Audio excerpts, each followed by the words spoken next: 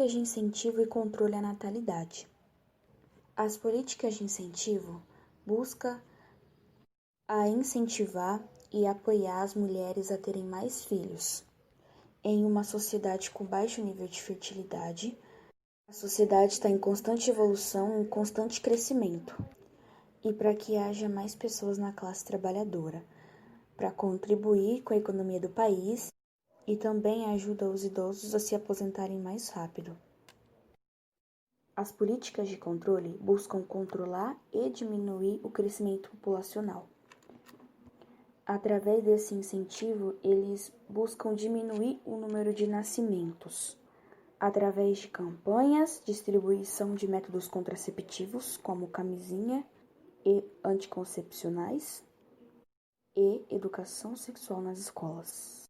Esse controle de método surgiu através de teorias, como a teoria malthusiana, onde Malthus acha que o controle populacional tem que ser através de guerras, pandemias e conflitos.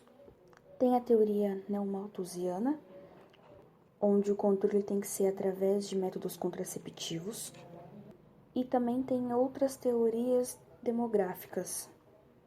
A importância de se estudar sobre as políticas de controle e incentivo à natalidade. É importante o estudo dessas políticas para o governo ter um planejamento melhor sobre esses jovens e oferecer saúde e educação adequada. E para que o governo tenha um planejamento melhor dos jovens no campo social e no campo do trabalho, para que todos os jovens tenham oportunidade de entrar no mercado de trabalho, assim resultaria em um aumento dos empregos, ajudaria a economia do país e substituiria os idosos, que teriam a oportunidade de se aposentarem mais cedo. Quantidade populacional no mundo. Podemos perceber que atualmente estamos com quase 8 bilhões de pessoas no mundo. Mas não podemos dar um valor exato, porque a quantidade populacional está em constante mudança, porque os números de nascimento do ano, os nascimentos do dia, as mortes do ano, as mortes do dia e o crescimento populacional do ano são números que não param de crescer, estão em constante crescimento. Então não podemos dar uma quantidade exata. Então, nós vamos deixar um link no chat do Teams para vocês terem a oportunidade de acompanhar a quantidade populacional. De acordo com os dados das taxas de natalidade, podemos constatar que consistem em um baixo índice de nascimento no continente europeu. E com isso, algumas políticas públicas de amplas qualidades devem surgir para que seja favorecida a natalidade nestes países.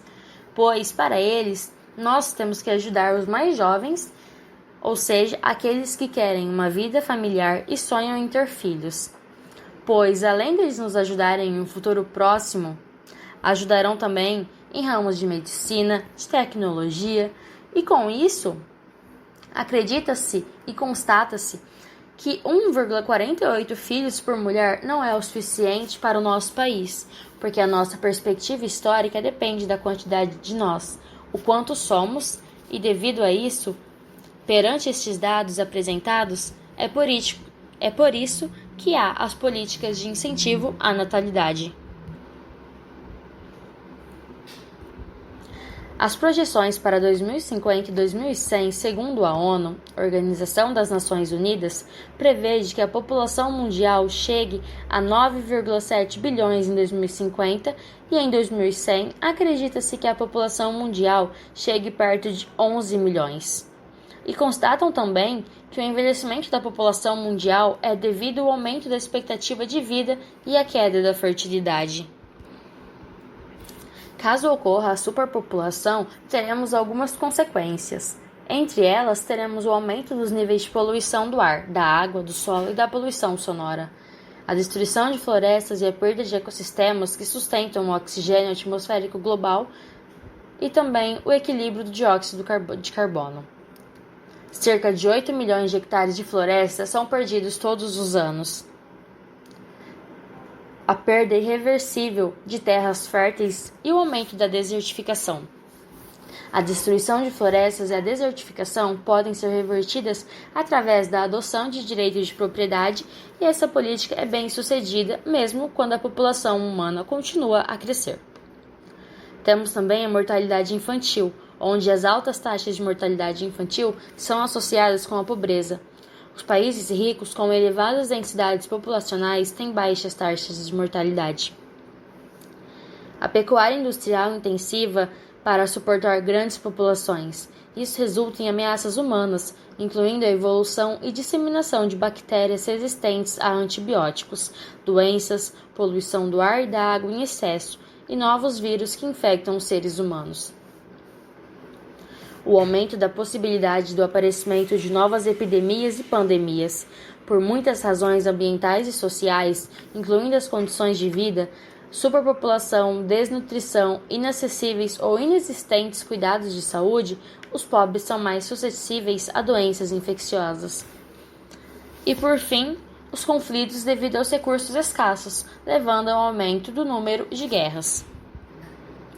Nesta reportagem, diz que a superpopulação mundial tem seu impacto na natureza, e onde esse termo superpopulação é usado quando, ao observar uma espécie, percebemos que ela aumentou drasticamente em um curto período de tempo, a ponto de causar um desequilíbrio no nosso ecossistema. E quais são os países com a taxa de natalidade elevada? Em primeiro lugar, temos Níger. É um país localizado no oeste da África, sendo o maior país da África Ocidental, mas não tem a maior população. O seu número total de habitantes é inferior a 16 milhões. A taxa de natalidade, por outro lado, é a maior do mundo, e espera-se que cada mulher tenha 7 bebês durante o período fértil. Com isso, a população deles espera crescer em uma taxa de 3,3 no ano. Em segundo lugar, temos Mali. É o 8º maior país da África e também o 3º maior produtor de ouro no mundo. Porém, apesar de ter uma área de terra grande, a população é de apenas 14 milhões. E sua taxa de natalidade é geralmente muito elevada. Geralmente, cada mulher dá à luz em média a 6 bebês. Em terceiro lugar, temos Uganda. Faz fronteira com o Quênia, Congo, Tanzânia e Sudão do Sul. É um dos países mais populosos da África Ocidental e também tem uma taxa de natalidade muito alta. E tem uma população enorme, de 34 milhões, porém é bastante jovem. Em quarto lugar, temos Zâmbia. É um país localizado na parte da África do Sul com uma taxa de natalidade relativamente grande. Burkina Faso é um país na África Ocidental e é relativamente pequeno, sem litoral e com uma contagem de população estimada a 17 milhões. Porém, a taxa de natalidade é alta. E a insegurança alimentar casual vivencia, e isso aumenta a pobreza do país. Com isso, uma solução que encontraram foi o World Food, programa que vem em auxílio. Em seguida, temos os países Burundi, Malawi, Somália, Angola e Afeganistão. Esses países são geralmente conhecidos por ser subdesenvolvidos pelas questões sociais do local e suas realidades. E quais são os países com baixa taxa de natalidade? Em primeiro lugar, temos a Rússia, que embora a natalidade venha aumentando desde 1999, quando chegou a 1,16, ainda está distante dos patamares desejados. Em segundo lugar, temos a Itália, que seguiu a mesma linha da Rússia, porém o governo italiano recorreu a incentivos financeiros na tentativa de estimular seus cidadãos a terem mais filhos. Em terceiro lugar, temos a França, que ainda tem uma das altas taxas de natalidade da União Europeia, com 1,92 nascimentos por mulher. Um relatório do Instituto de Análise e Demografia do Brasil descreve a França como uma exceção demográfica, com baixas taxas vistas em grande parte da União Europeia.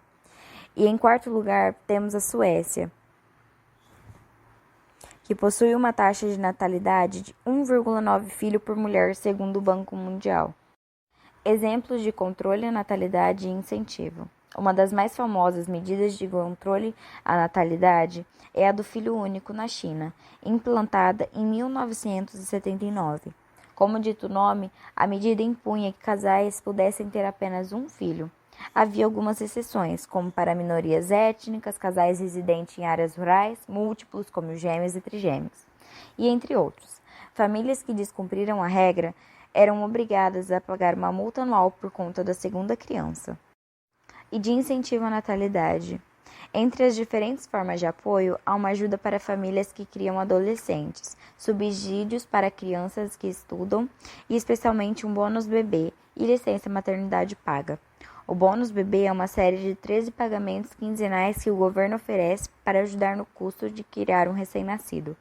O primeiro pagamento é equivalente a cerca de R$ 1.500 e os outros equivalem a mais de R$ 650. Já a licença maternidade paga oferece até 18 pagamentos semanais com cerca de R$ 1.000 para que os pais deixem o trabalho para cuidar da criança.